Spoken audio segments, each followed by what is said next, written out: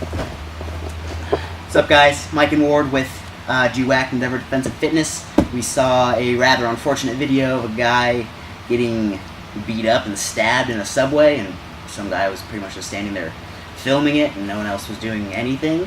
But some basic jiu-jitsu would have gone a long way with that guy.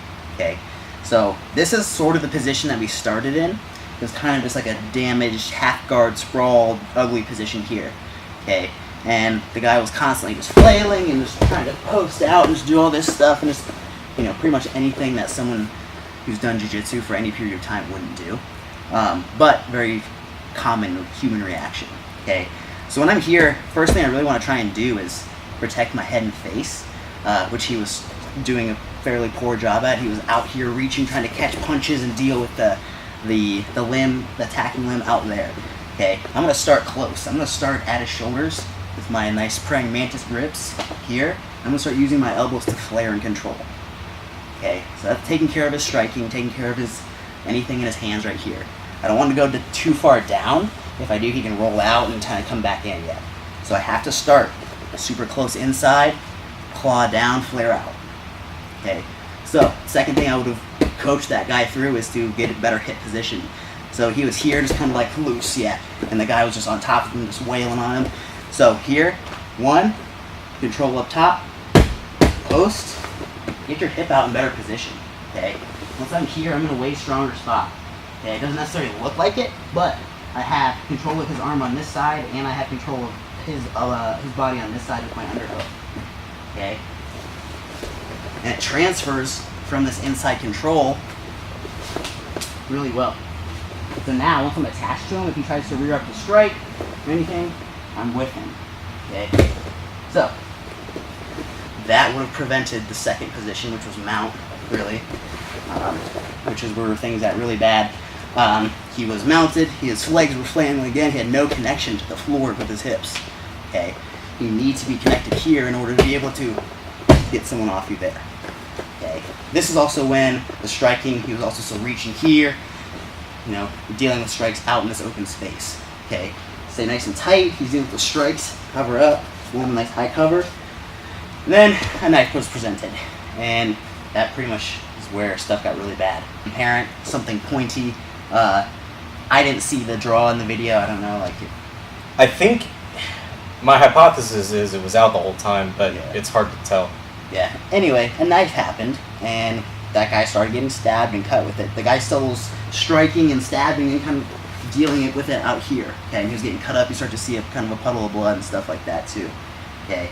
So whether he starts to get the dangerous hand by starting to pin it in, something to anything, wrist control would be kind of the biggest thing here is with that weapon. Okay, if I can go 2-on-1, okay, if I can start to stuff it away from me, and I can start making space with my hips, again, flailing here, not going to happen. So if I can get connection here, the floor with my toes, I can make space, and I can start to get into a better position that way. Okay. Third thing, just kind of overall, is like he kept backing himself up into like a fan, into a corner. He was just constantly turning and bucking when he was bucking, actually turning into worse position. Not that there's really a good position to be in like a subway terminal with a man on top of you trying to stab you. But he wasn't helping himself. So again, with that connection to the floor, you can start to move, make people off balance, and start to control. Some tighten. And then as soon as like that post goes, you have your basic escapes. Okay. So a very small amount of grappling would have gone a very far way with that guy. To be probably a lot more intact, I imagine. But yeah, that's just kind of like our 2 cents, our analysis of that video. Maybe if he popped into a GWACC seminar, you never know. Next one is still to be announced, but yeah. Yeah, I think one of the interesting things I saw in that video was, of course, the video starts, they're already on the ground, but the guy taking the video, the way he describes it is that the guy on top took the other one down as they were getting off the train, and then started sticking him with a knife. So there's a lot of energy behind the idea of avoiding training dealing with knives and guns in clinch and ground range, because you should just run away. which, yeah, that's true, but there's the failure there is a failure to distinguish between a knife brandish or threat, like a mugging where someone's asking for your wallet and brandishing a weapon. That's a totally different thing than in the middle of a fight, a knife coming out.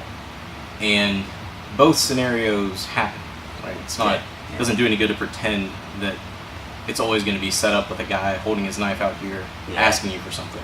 And I think I even saw one person, like the original video comments saying like, oh, I'd get my gun out and shoot him. I'm like, with that dude on top of you, like, I don't know, I don't see it. So yeah, especially if you haven't trained it. Yeah, GWACC Module 1. Yeah.